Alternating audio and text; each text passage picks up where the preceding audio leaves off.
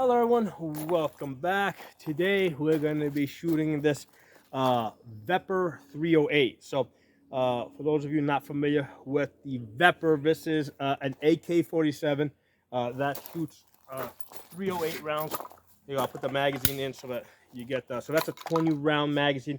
I'm not going to be shooting it with 20 round. I'm going to be shooting it with a smaller magazine just so that it doesn't hit the table. So pull this out. So basically, this is a Russian made. All right. You can see right there. It's a Russian made gun. And I got to tell you guys, I bought this like back in, I think it was like 2015 or something. I got this thing for $600. These things are probably worth more than $2,000 now. I wish I had bought more. I wish I had bought this in. I wish I had gotten a second one because at the time, for the same exact price, Classic Firearms was selling one version, the one I got in 308, and the second version was in 7.62 by 5.4 R, which is the same caliber that goes into Maz and Nagant. And here's the thing: I've got lots of ammunition from Maz and Nagant, which I don't shoot that often. And like today, I'm like, I wish I had a gun, like an AK gun that would shoot that ammunition. So that is one of I mean, I'm sure everybody out there has a history with a gun that they should have bought. That's the gun I should have bought. I should have got the Vepr in 7.62 by 5.4 R. Now, between the two, the reason why I got it in 308, because that was the year, that it was looking like, okay, Obama had two terms, and it was looking like there was a chance that, even though it was early on, it was looking like Hillary was going to run and might win. And it was not looking too good for gun rights, because between Obama, Hillary, they would have loaded the court up with liberal judges, and we would have lost our gun rights. Okay, it's not inevitable that things went the way that they did. If we had a different set of judges on the Supreme Court, history would be different. Okay, because right now it looks like we pretty much won. Okay, but if Hillary had a chance to put her judges on the court, we would have lost. They would have interpreted the Second Amendment in a different way. So anyway, let's take a couple of shots with this, and this is the stuff we're using. I've had this stuff for a while. Some big old 308s. What weight bullets is this? 147 grain bullets. Now, one of the things I'm going to tell you guys, I don't expect a whole lot of accuracy from this, because last time I shot this, it was not very accurate. Nothing to do with the barrel, okay? The issue with this gun is the way that the scope is mounted, right? The way you mount the scope on this gun is through this side mount rail over here. If you push on this thing, like right now I'm just pushing on it, and I can see it, there's some movement on this, okay? So this is a terrible way to mount the scope. That's why on my other AKs, I have the scope mounted, basically I have it clamped onto the barrel, right? Because there's the bottom rail clamps onto the barrel, and then the top rail, which holds the red dot, clamps onto the bottom rail. So that is a really good way to mount the scope on an AK. The side mounting thing over here, it's just not very good. It moves, okay? And especially if you watch like an AK-47 shoot in slow motion, you're gonna see that the gun flexes, okay? So regardless how good your mount might be, these rivets over here that attach this in place, I mean, if you shoot 1,000 rounds, they're gonna move slightly, okay? So let's try a couple of rounds with this. Like I said, I haven't shot this in such a long time. I'm going to initially just put a couple of rounds right here on these rims at 30 yards, just to make sure I can hit the rims before I go to my paper target at 50 yards.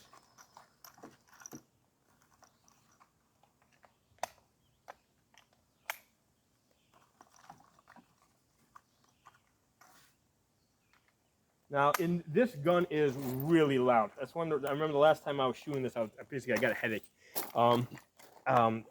So it is an extremely loud gun. I did shoot another 308. I think that was a replica of like an M1 Garand, and that wasn't so loud. So you know, different guns. You know, you're gonna get, you know, even. I mean, now I think this is a 16-inch barrel. I think the other one had a longer barrel, and I think that was the difference. I think that's why that one was a lot more quieter. That was, there may have been a 20-inch barrel. I don't know, but the 16-inch, a 308 and a 16-inch barrel is stupid loud. Okay. All right, let's take a couple of shots.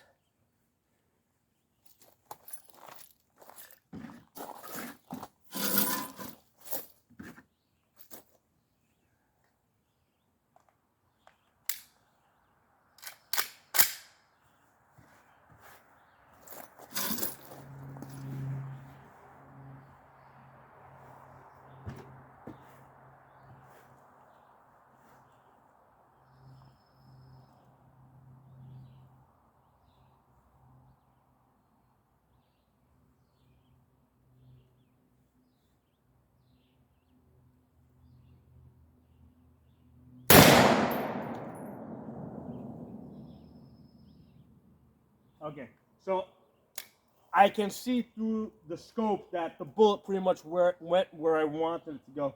So now I'm just going to go straight out to the 50 yards. I can see where that bullet went. So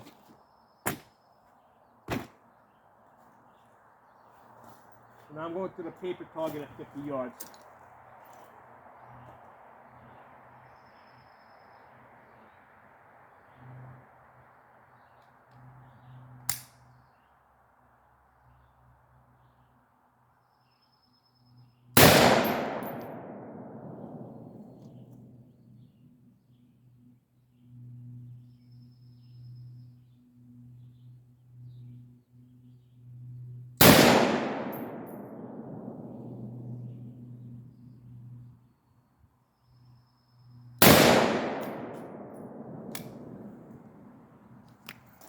All right, let me go out there and take a quick look at what we did. Whoops. All right, let me. I'm gonna pause the camera so you guys don't waste time just watching me walk back and forth. Hold on. All right, so at 50 yards, what do we have? We've got a 2-inch grouping. So that probably means at 100 yards we're gonna get a 4-inch grouping, which is kind of what I think I remember from last time. Let me circle these guys here. I mean, oops, I'm going to mark these for the 50 next to them. Okay, and what I'm also going to do, because I can see that those are going way high, 50 yards. Because at the 100, it's going to. So let's see, I'm going to bring this scope down a little bit.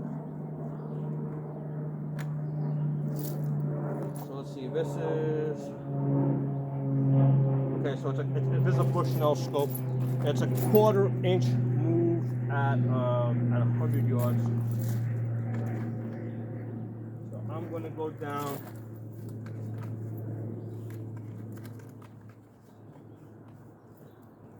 Coin. There you go, it's a 1/4 inch. I'm going to go down four clicks. That should. I don't think that's going to get me centered, but I think it'll get me. It'll keep my shots on the paper. So let's go down. 1, 2, 3, 4, 5, 6, 7, 8. Okay. So I went down 8 clicks.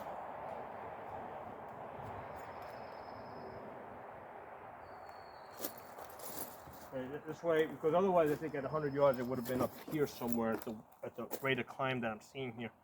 So at least this way it'll stay someplace in this area over here. I gotta get out to. I mean, now that basically at some point I'm going to take this to a longer range, and try to see what type of grouping I can get at longer distances.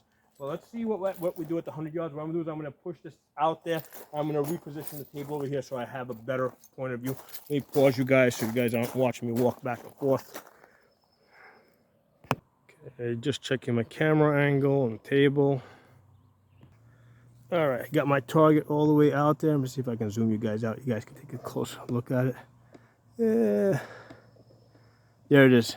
It's center of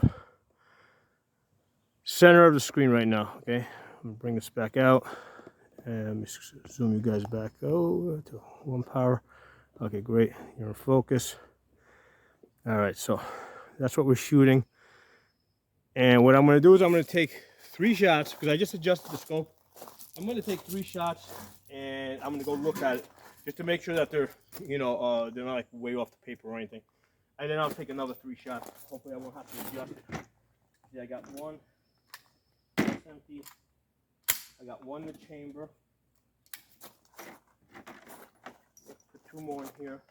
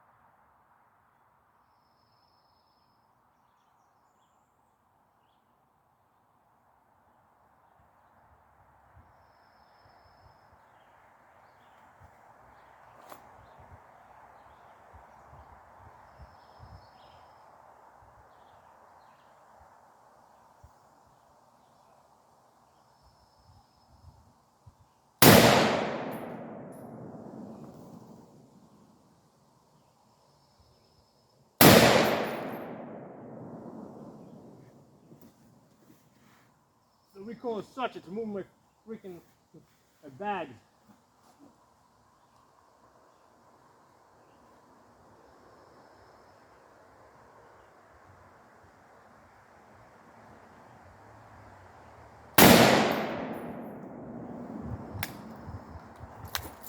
Alright, what I'm gonna do is I'm gonna run out there. I'm not gonna bring the target back. I'm just gonna mark my holes, make sure they're on the paper, and then we'll take 3 more shots on top of that, so we have a total of 6 shots. If those shots were good. Let me pause you guys so you're not watching me walk back and forth.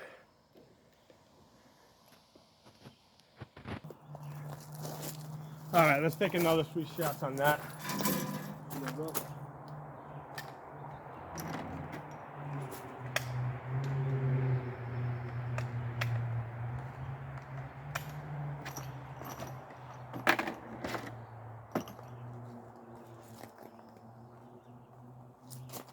It's a very reliable gun in terms of like, I haven't shot a whole lot with this gun ever since I bought it, but I've never had, I never had an instance where the gun ever jammed up or, just those 308s have enough power to just to cycle this. So I don't think I've ever had a jam with this gun.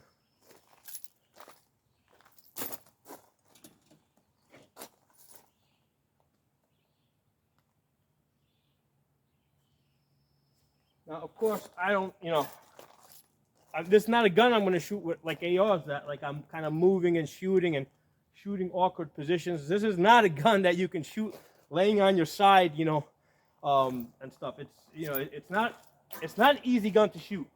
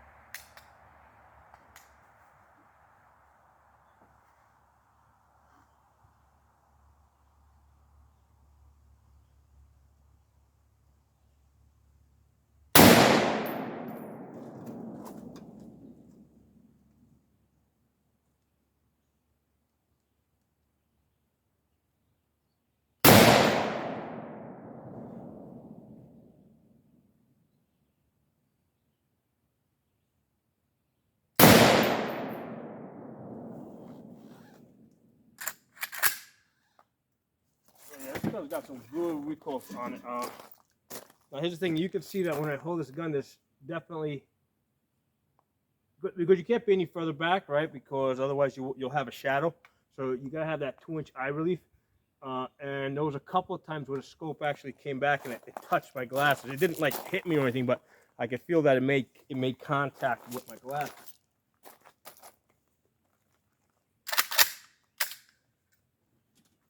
All right, let me go down there. I'm gonna pause you guys. I'm gonna go get the target. We'll take a look at it. All right, so let's take a look at this. See what we did here. All right, so the first, these 3 shots here are the ones I did at 50 yards, right? So that was our 2-inch groups, these 3 shots here. Then there was the first 3 shots that I took at 100 yards, and that's the red circles here. 1, 2, I got one way out here, which I think was user error, because that opened me up to about 6 inches. But I believe that was like, I think I pulled it, but I think that it had to do with the ergonomics of the gun. I mean, this is not like an easy, basically you gotta get used to the trigger, because this is very different than other triggers. Like, it's very different from AR triggers. So a lot of it has to do with the fact that it's just a different trigger. The other thing that was working against me is the stock over here. So when you're taking a sniper hold, you really can't take the traditional sniper hold. So I had to change the way I was holding the gun back here. So again, that also, just the shape of this stock makes it hard for me to shoot the way I've been training to shoot. Which is not to say that if I work with this gun a lot more, I won't get better with it. But the thing is, like, I took a total of 10 shots and I've already got a headache, right? It's a loud gun. Not all 308s are this loud. This one's got a 16-inch barrel and it's loud. The last 3 shots that I took, actually, let me get the record. The last 3 shots were kind of decent. That's these 3. I'm gonna make a let's make a triangle. Make a triangle. 1, 2, and then 3. So that's these 3 shots right there.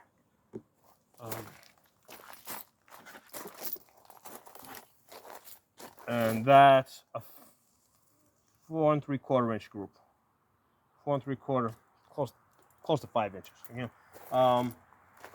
I believe that if I work with this gun, I can get better with it. I can get used to the stock. I can get used to the trigger.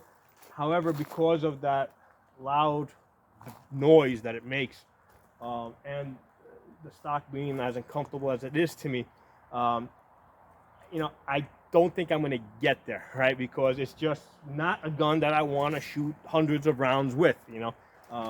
You know, it's just not that pleasant. Now, I'm 50 years old. Maybe when I was in my 20s, I would have loved that, boom, boom, boom, you know, I would have loved to, you know, but, you know, at where I'm at right now, I really prefer the 223s and the 5.56s and the 9mm rifles, you know. So, I think that this gun has some potential.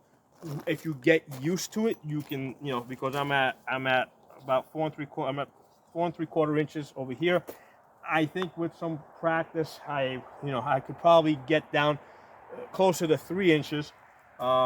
Maybe with changing the scope a little bit, maybe by getting a better mount, because it's probably not the best mount out there. However, there's the issue with, no matter what mount you put on here, I mean, if you push on this, it's gonna move. Okay, it's just, you know, you do that with any scope that's like on a mount like this, it's gonna move.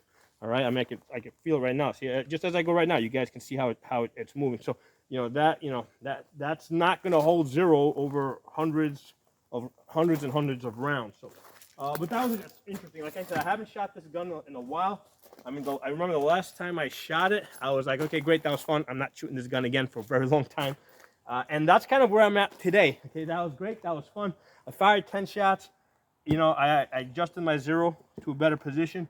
I'm not in the rush to shoot this gun anytime soon. Although, you know, if I shoot it again, it will be at a range where I've got probably a range that's got at least 300 rounds, maybe pushing out to 500. Sorry, a range that has got 300 yards, maybe pushing out to like 500 or 600 yards to test it out. But again, if I go there, I'm not going there with hundreds of rounds of ammunition. I'm going there with like 2 boxes, just to see what it does, and go back to a 5.56. So anyway, I hope you guys enjoyed this video. This is a beautiful gun. I mean, I'm glad I bought it for the money I paid for it, $600. It was an absolute steal. I wish I had also bought the 7.62x5.4R version of this. I wish I had bought more of these guns when they were still importing these Veprs and these Russian-made guns. But hope you guys enjoyed the video. Make sure you guys follow me on Odyssey, which is uncensored. Over there, I'm Pocono Tactical. On Rumble, I'm Pocono Guns. On YouTube, my channels are Absolute Gun Rights, Pocono Shooting, and the original Safa channel, which goes back to 2006. Talk to y'all soon.